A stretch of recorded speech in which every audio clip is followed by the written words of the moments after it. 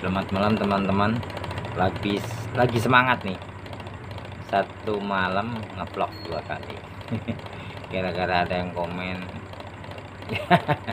Komen gimana ya? Ngantor-ngantor komennya itu. Jadi kan bangsa Indonesia tuh kebanyakan begitu gitu loh. Jadi cepat sekali bereaksi. Enggak kok, ini tak dengerin dulu, tak pikir dulu dia ngomong bener apa enggak ya dan sebagainya, langsung komen gitu loh. Jadi sumbunya pendek gitu. Misalnya dia suka A, ya tak langsung jelas saja sih dia suka banget sama Gus Baha. Kemudian ada orang yang mengkritik Gus Baha, langsung sumbu pendek. Gitu. Padahal sebetulnya sama-sama senang Gus Baha. Saya juga senang Gus Baha. Tapi saya bukan termasuk orang yang kalau senang terus buta, terus apa aja dari dia itu tak anggap baik gitu. Masa kentutnya baik ya tetap bau gitu kan. Jadi jadi kalau kita seneng sama istri kita karena istri kita cantik gitu dan sebagainya lah, ya tetap aja kentutnya bau. Kalau nggak gosok gigi baunya mulut ya bau gitu. Jadi artinya kan kita mah, mulutmu bau belum gosok gigi, kamu habis makan apa mah, agak bau keringatmu gini gitu. Itu konstruktif gitu loh. Bukan kok kalau kita sudah cinta sama orang terus nggak ada kritik, nggak ada apa saran, terus pokoknya apa saja dari dia tuh nggak boleh dikritik. Oh, itu sudah sempurna semua. Emang Tuhan sempurna, kalau Rasulullah ya sempurna gitu loh ya. Kalau Gus Bah ya enggak lah gitu. Maaf ya, mungkin jadi lebih panas kalau saya ngomong kayak gini. Ya salahmu juga gitu. Jadi saya lanjut tentang vlog saya tentang itu Gus Bah terpeleset itu tadi kan.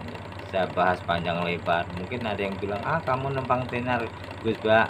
Mungkin iya gitu loh. Tapi ya kan masa saya mau apa, memang yang dibahas itu gitu. Yang dibahas orang terkenal. Ya jadinya ya banyak yang panas juga. Gitu. Padahal kalau kita mau slow lah slow gitu. Karena memang tidak ada orang yang sempurna. Kalau kita mengkritik seseorang bukan berarti kita itu nggak cinta sama dia. Saya cinta sama Gus Bah, saya cinta. Dia tuh orang yang sangat sederhana banget, senang saya gitu. Low profile kayak saya, low profile. gitu. Dan umur saya dengan Gus Bah juga sama kok gitu. Misalnya saya kritik dia juga, saya kelahiran 70 gitu, jadi sama dengan Gus Bah gitu. Jadi kalau mungkin dulu hidup sekampung atau sepondok mungkin ya berteman kan begitu, selevel gitu. Walaupun mungkin otak kanannya kuat, dia kuat menghafal gitu, tapi otak kirinya ya enggak tahu saya. Otak kiri kan inovatif gitu. Jadi otak kiri itu otak yang imajinatif gitu. Jadi itu hubungannya dengan logika abstrak logis. Jadi seseorang yang mungkin kayak Einstein lah. Einstein tuh walaupun dia tuh orang yang fisikawan yang sangat cerdas nomor 1 di dunia ya. Sampai sekarang diakui gitu ya. Itu pernah ditanya 1 mil berapa kilo, nggak tahu dia, lupa gitu. Nggak mau ngingat-ngingat hal yang kayak gitu dia. Cari aja di kamus, di ensiklopedi gitu ada gitu 1 mil berapa kilo. Karena dia lebih sibuk mikirkan hal-hal yang lebih besar gitu, ngapain hal-hal yang kecil gitu. Jadi orang itu beda-beda gitu. Ada yang otak kirinya lebih kuat sehingga dia lebih cenderung untuk mencari untuk sesuatu yang tidak ada menjadi ada gitu. Jadi inovasi. Nah gitu, mencipta.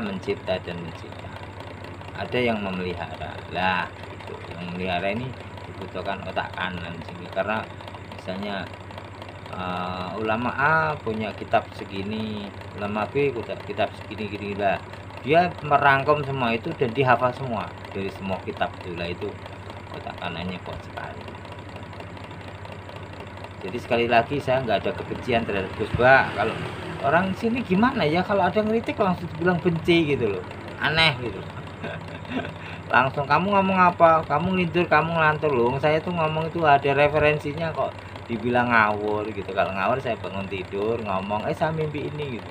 Termasuk yang kemarin saya ngomong masalah, Rembang itu ibu kotanya apa, Tuban itu ibu kotanya dulu di Gresik Kulon Kaliori Rembang. Itu ada referensinya semua.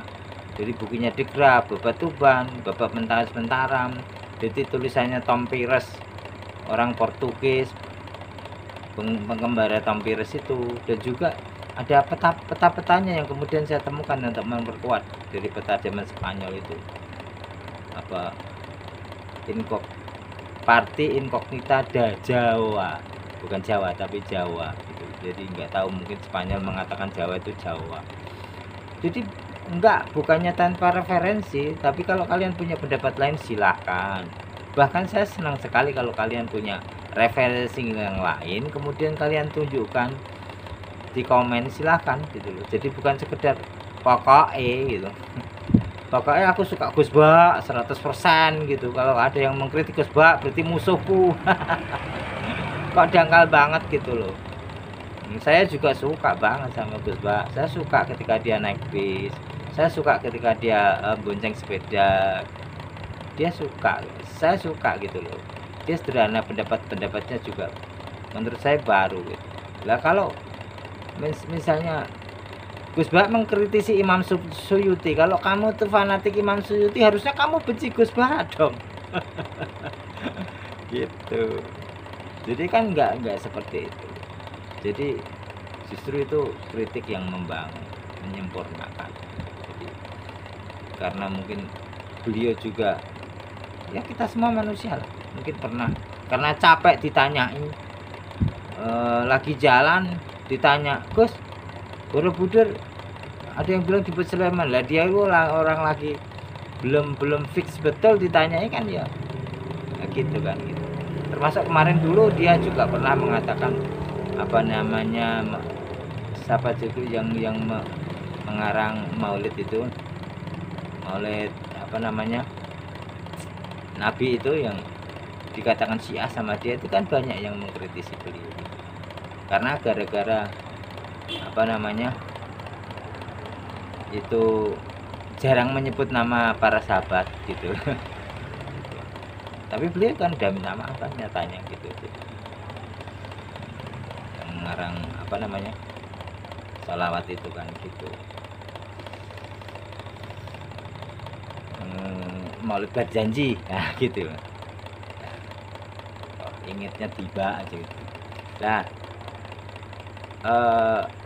sebetulnya saya itu sangat mencintai komunitas NU, tapi juga karena saya itu dulu ngajinya di mana-mana di ya saya banyak punya referensi dari LDI, dari Muhammadiyah, dari Alisa, jadi ya latar belakang tuh memperkaya gitu. Mungkin itu kehendak Allah seperti itu gitu. Jadi saya dulu waktu SD lulus pengen mondok, nggak boleh sama bapak saya karena bapak saya itu seorang abangan gitu. Akhirnya saya justru bergurunya pada para habib gitu. Nah, walaupun sekarang saya menentang para habib, jangan bilang saya benci gitu loh. Karena beda itu. Harus dipisah-pisahkan masalahnya gitu. Oke. Jadi kalau masalah ilmu, masalah kebenaran. Kemudian kalau kita ngomongin sekarang ini, saya ingin menambahkan informasi tentang Borobudur dari sudut pandang yang mungkin tidak ilmiah tapi sofistik. Nah, mungkin kamu tadi yang kritik saya ini mungkin pusing ya kalau ngomong masalah referensi segala macam agak. Nah, sekarang saya kasih alasan sofistiknya gitu. Jadi dulu pernah beberapa tahun yang lalu seorang pemimpin Torekoh Amerika namanya Syekh Hisham Al-Kabani. Kalau yang anti Amerika jangan buru-buru bilang dia orang Amerika, karena dia memang cuma tinggal di Amerika, tapi dia bukan Amerika, dia dari Lebanon kalau nggak salah.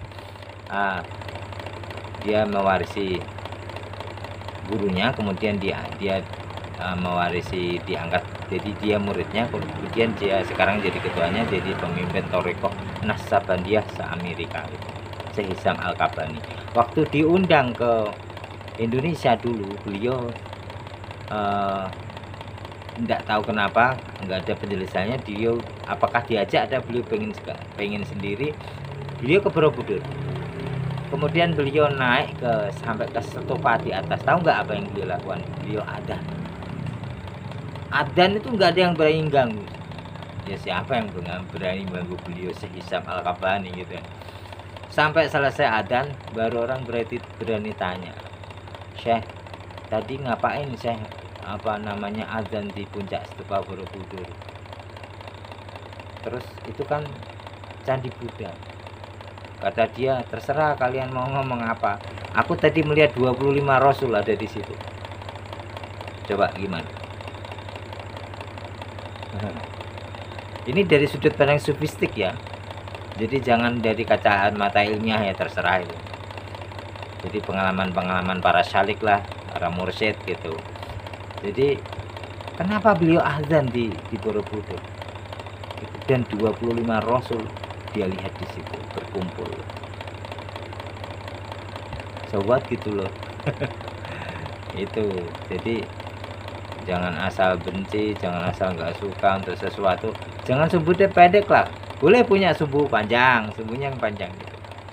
Jadi di situ dikatakan bahwa Syekh Hisam Al-Qabani mengatakan di setiap stupa Borobudur itu ada 70.000 jin yang menjaga untuk menutupi pandangan kalian, sehingga kalian tidak akan bisa menembus kalau tidak mencapai makom tertentu.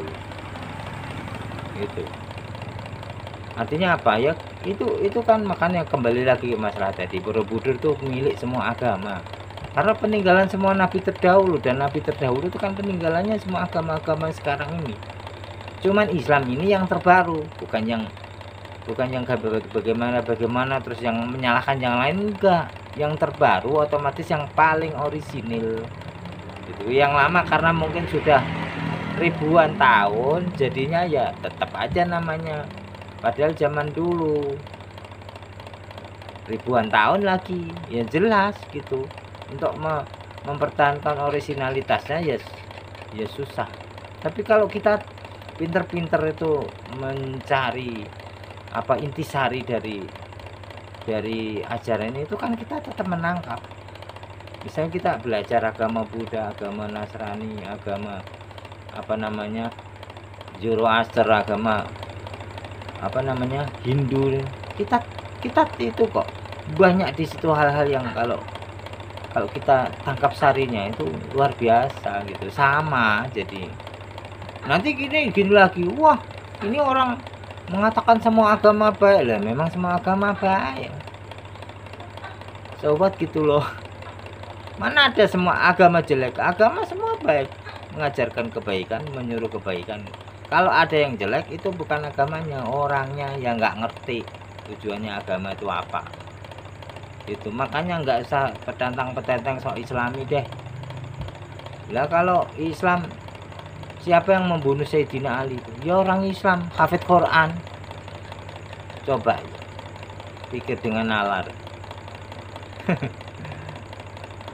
Jadi nggak selalu bahwa agama itu kan alat untuk membuat kita jadi baik, penuntun. Ya kalau kitanya sendiri tetap namanya misalnya mau dimandiin, nggak mau cepat baju, gimana mau dakinya mau bersih gitu loh. Sudah cepat bajumu nanti dimandiin lah, itu bersih gitu. Ya seperti itu, kamu biar beragama kayak apa, tapi kalau masih membawa egomu ya nggak bakal bisa jadi baik, nggak rahmatan lil alamin. Oke, itu tadi tambahan tentang Borobudur dari pandangan sofistik Syekh Hisam Al-Qabani. Semoga bermanfaat. Maafkan bila ada kesalahan, bukan maksud saya untuk menghina, merendahkan, saya cuma ingin meluruskan gitu. Jadi sekali lagi saya bukan benci Gus Bahar ya, saya justru mencintai beliau karena jarang ulama sesederhana itu. Saya juga suka Oke, semoga kita selalu dalam keadaan sehat, sejahtera, bahagia, tenang, tentram.